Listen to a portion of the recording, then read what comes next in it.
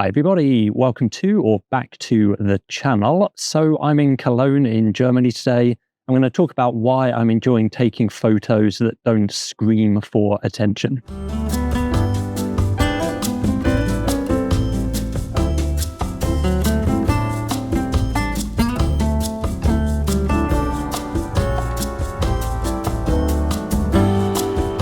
So one of the things I'm looking to do today with my shots is to keep things nice and simple, have one or two, if there's two people or two buildings, etc., as part of the photo, and everything else is a supporting player to that. So the usual thing when I come out to do kind of more urban photography, I'm looking for textures, I'm looking for colors, particularly if I'm going to photograph people, colors that really stand out always work a lot better. So some nice bright colors. Hopefully I'm going to get that. I certainly got that yesterday, but then that was a weekend. Today is a weekday, so it may not be that I get quite so much color today because obviously more people are working, etc.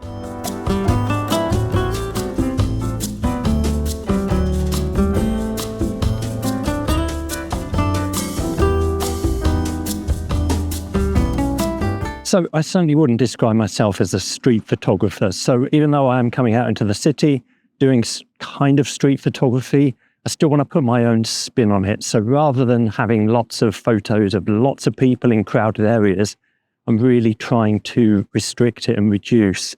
So getting one or two people in the shot rather than, as I said, a lot of people with a lot of messy backgrounds.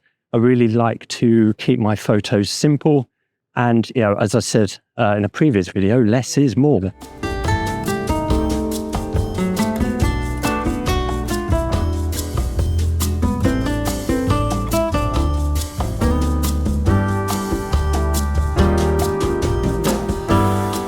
other thing to add is that by doing different types of photography, you will really improve your overall photography.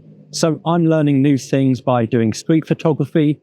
So, for example, if it's more shady conditions and I want to catch some movement, generally what I'm doing is putting my camera into manual mode, putting ISO on auto, setting kind of the speed that I want, the f-stop that I want, and allowing the camera to choose the ISO so that I can capture the movement even in darker conditions. So, as I said, doing different types of photography really can enhance your overall skills and mean that you get better shots, even if you're then doing landscape or doing urban, architecture, street photography, etc. All of these skills are interchangeable.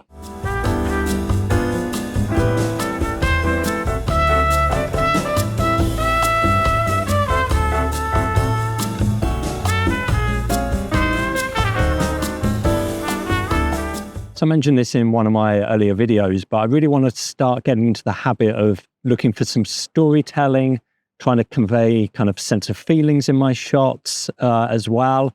So that's what I'm looking to do. And that for me is better when things are way more subtle and don't scream for attention. So yeah, that's what I'm also doing with my editing style as well. And I think it's always good to come out and do photography at different times of the day, because it really does help you create different editing style for that as well. And that's what I'm doing my editing style. The photos that you see, really knocking the colors back, eliminating some of the definition in the sky where possible as well, because the point is I want to focus in on the subject and I don't want anything to kind of get in the way of that. And if the clouds are too strong in the background or the sky is too strong, then it detracts from the subject.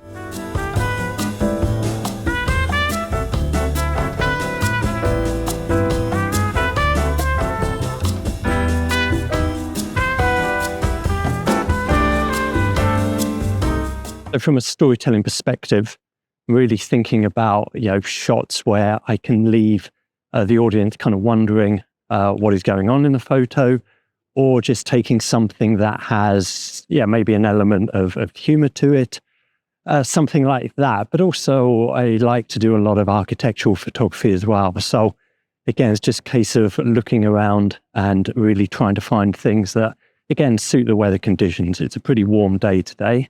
But I'm looking around trying to get things like reflections, trying to take kind of hidden shots, avoiding all of the tourist areas, not going to any of the hotspot locations, just really looking for something different.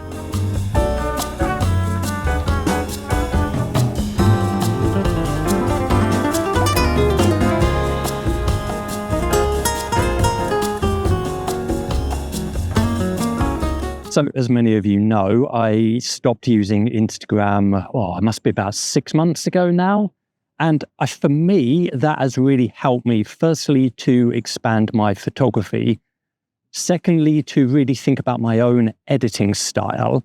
And thirdly, to just do my own thing when it comes to taking my photographs.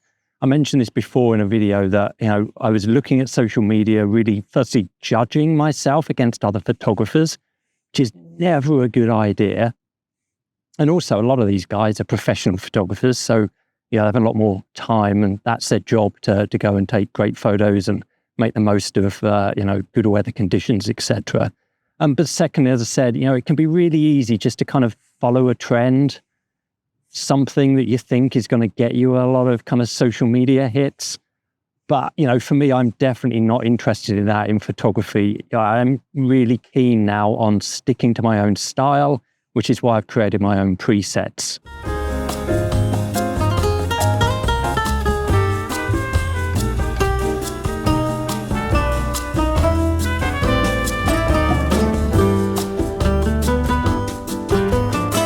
Standing in the shade here because it's way too warm in the sun. So yeah, there's lots of kind of look at me, shouting for attention type photos on social media, etc. and on YouTube, let's face it. But I think for me, it's way more important, firstly, to just be true to who you are, to what you want to be as a photographer. I would always recommend not to follow the trends, because trends are just that.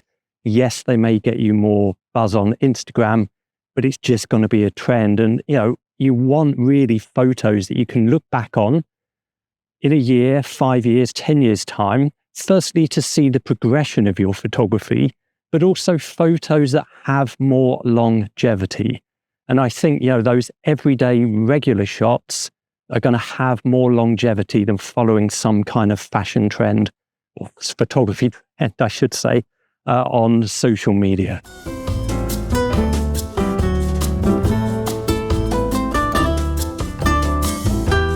Time to head back and see what I have from the last couple of days of shooting. I haven't edited any of the photos from yesterday either. So, as always, thank you for watching and see you next time.